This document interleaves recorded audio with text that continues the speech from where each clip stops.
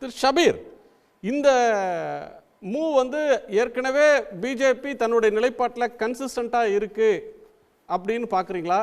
இல்லைன்னா ஏற்கனவே திரு எடப்பாடி பழனிசாமி அவர்கள் அவர் சொன்னது கூட்டணி ஆட்சி, கொயலீஷன் கவர்மெண்ட் இல்லை, நீங்கள் தான் தப்பு தப்பாக புரிஞ்சுக்கிட்டீங்க அப்படின்னு ஊடகங்களை பார்த்து சொன்னார். இப்போ ஒரு தெளிவு பிறந்துருச்சா?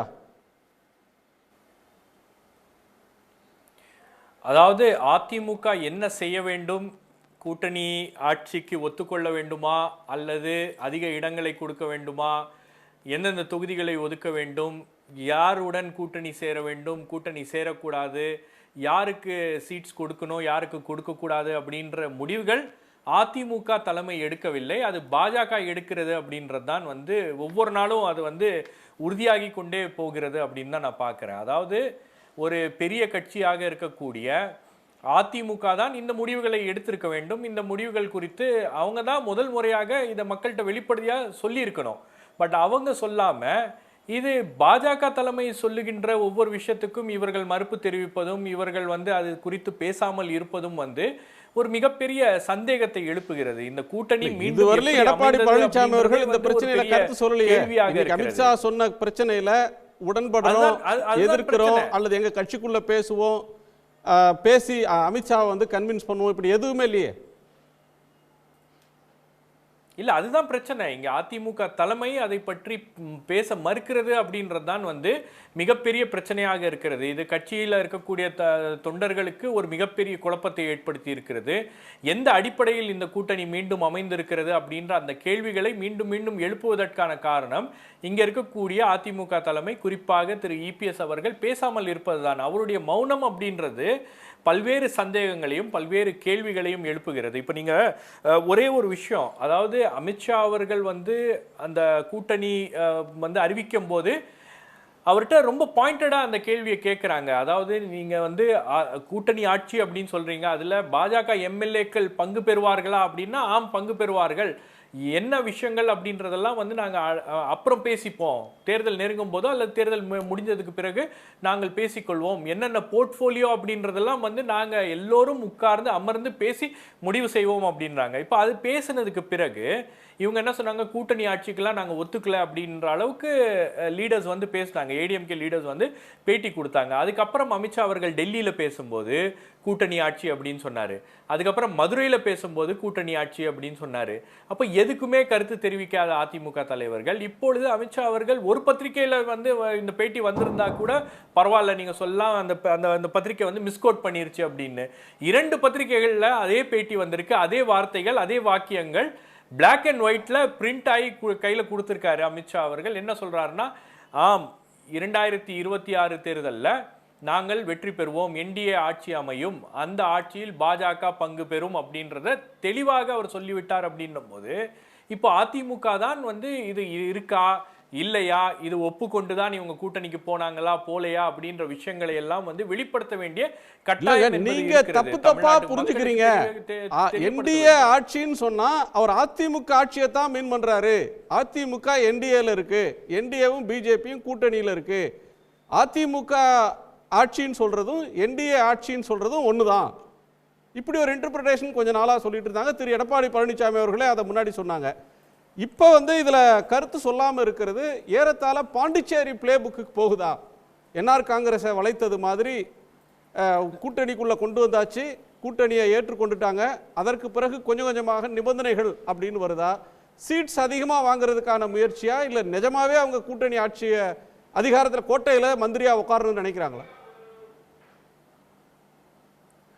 இங்கே பாஜக வந்து தமிழ்நாட்டில் இழக்கிறதுக்கு ஒன்றும் இல்லை. அவங்களுக்கு வந்து ஒரு சீட்டு கிடைச்சாலும் அது லாபம் தான், ஒரு கேபினெட் மந்திரி கிடைச்சாலும் அவங்களுக்கு வந்து அது லாபமாக தான் அமையும். ஸோ பாஜகவுடைய ஸ்கோர் போர்டு அப்படின்றது வந்து உங்களுக்கு 4 அப்படின்ற நிலையில் தான் இருக்குது. அது அதிமுக இல்லைன்னா அது 0 அப்படின்ற ஒரு நிலைக்கு தான் அது இருந்திருக்கும். ஆனால் இங்கே பிரச்சனை என்னன்னா, இபிஎஸ்ஸால் வந்து இவங்க இந்த புஷ்பேக்கை பண்ண முடியல. ஏதோ ஒரு அழுத்தத்தின் பேரில் எடப்பாடி பழனிசாமி அவர்கள் வந்து மௌனம் காக்கிறார் அப்படின்றது தான் இங்கே இருக்கக்கூடிய மிகப்பெரிய பிரச்சனை. அதுக்கு அடுத்தது நீங்கள் சொன்ன மாதிரி பாண்டிச்சேரி பிளே புக், நீங்கள் பாண்டிச்சேரி பிளே புக்கை தாண்டி இப்போ மகாராஷ்டிரா பிளே புக்கை தமிழ்நாட்டுக்கு கொண்டு வராங்களா அப்படின்றதும் வந்து ஒரு கேள்வி இருக்கிறது. இப்போ மகாராஷ்டிராவில் இந்த சமீபத்தில் நடந்த தேர்தலில் ஏக்நாத் ஷிண்டே தான் முன்னிலைப்படுத்தினாங்க. ஏக்நாத் ஷிண்டே ஒரு ப்ரோக்ரசிவான சீஃப் மினிஸ்டர், அவர் கொண்டு வந்திருக்கக்கூடிய திட்டங்களால பல பெண்கள் வந்து பயனடைந்திருக்கிறார்கள். அவரை முன்னிலைப்படுத்தி போட்டியிட்ட ஒரு தேர்தலில் அதுக்கப்புறம் அவரை கேபினெட்ல சேர்க்கிறதா அல்லது அவருக்கு டெபுட்டி சீஃப் மினிஸ்டர் கொடுக்கறதா அப்படின்றதே ஒரு பெரிய விவாத பொருளாயிருச்சு. அதுக்கப்புறம் அவர் போய் டெல்லியில ஒரு வாரம் உட்கார்ந்து பிரச்சனை பண்ணதுக்கு அப்புறம் தான் அவருக்கு டெபுட்டி சீஃப் மினிஸ்டர் அப்படின்ற பதவியே கொடுக்கப்படுகிறது. இங்கேயும் வந்து பாஜக என்ன ப்ராமிஸ் பண்றாங்க, இங்க நடக்கக்கூடிய தேர்தலில் திரு எடப்பாடி பழனிசாமி அவர்களுடைய தலைமையில தான் அந்த தேர்தல் நடக்கும் அப்படின்னு அவர் சொல்றாரு.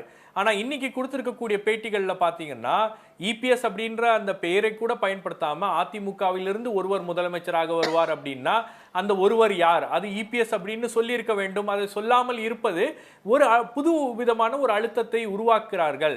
ரெண்டாவது, உங்களுக்கு அன்னைக்கு அமித்ஷா அவர்கள் தலைமைன்னு சொல்றதும் எடப்பாடி பேரை சொல்லாம விடுறதும் ஒண்ணுதானே. அது வந்து ஒரு டெலிபரேட்டா எடப்பாடி பேரை சொன்னாதான் திரு பழனிசாமி எங்கள் அணியின் தலைவர் அவர் தான் முதலமைச்சர் வேட்பாளர் சொன்னாதானா, சொல்லாமலே ஏடிஎம்கே லீடர்ஷிப்னா அது அண்டர்ஸ்டூட் தானே. அது இல்ல நீங்க நிலைமை வந்து மாறி இருக்கு அப்படின்னு நான் பாக்குறேன். அதாவது திரு செங்கோட்டையனை வைத்து எப்படி இந்த கூட்டணி அமைவதற்கான சில முயற்சிகளை அவங்க எடுத்தார்களோ அதே முயற்சிகளும் வந்து தற்போது தொடர்கிறது. சமீபத்தில் கூட திரு செங்கோட்டையன் அவர்கள் குருமூர்த்தியை சந்தித்து 2 மணி நேரம் பேசி இருக்கிறார். குருமூர்த்தியும் டெல்லிக்கு போய் பேசி இருக்கிறார்.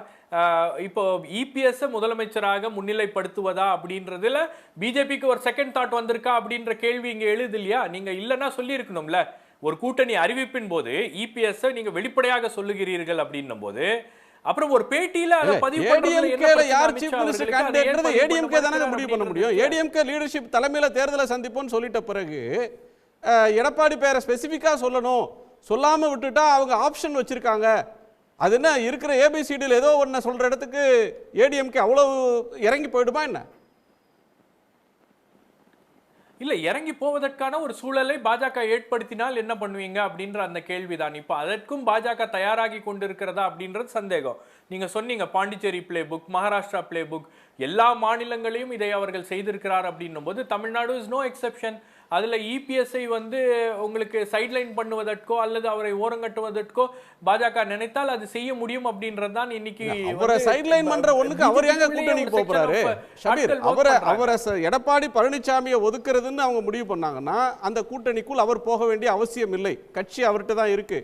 அவர் என்ன சொல்றாரு, இத்தனை நாள் என்ன சொன்னாருன்னா ஏன் பிஜேபியோட கூட்டணி சேர்ந்தீங்க அப்படின்னு கேட்கறதுக்கு தன் தொண்டர்களுக்கு இதுவரையிலும் தன் கட்சி தொண்டர்களுக்கு இதுவரையிலும் அவர் வந்து காரண காரியங்களை விளக்கி எந்த சூழ்நிலையில் விலகணும், எந்த சூழ்நிலையில் சேர்ந்தோ, என்னென்ன காரணங்களுக்காக நாம் கூட்டு வைத்திருக்கிறோம்னு அவர் இதுவரையும் விளக்கலை. மீடியாவில் கேட்கும்போது நீங்கள் யாருங்க கேட்குறதுக்கு, நாங்கள் யாரோட வேணால் சேர்ந்துப்போம், அது எங்கள் கட்சி பிரச்சனை அப்படின்ற அளவில் கிடக்கிறார்.